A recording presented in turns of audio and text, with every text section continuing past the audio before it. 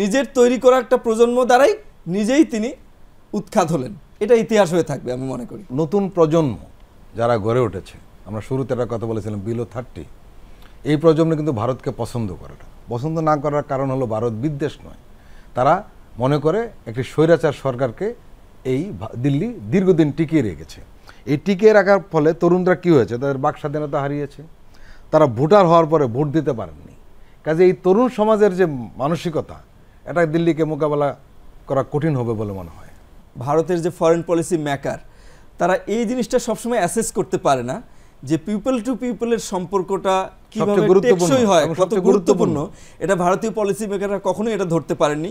এবং ভারতের যে থিঙ্ক ট্যাঙ্কগুলো, এগুলো নিয়ে আমরা একটু পড়াশোনা করি যেহেতু আমরা পলিটিক্যাল সায়েন্সের, তাদের থিঙ্ক ট্যাঙ্কগুলোও এটা কেন যেন ধরতে পারে না এবং গভর্নমেন্টকে এই ধরনের কোনো অ্যাডভাইস করে না।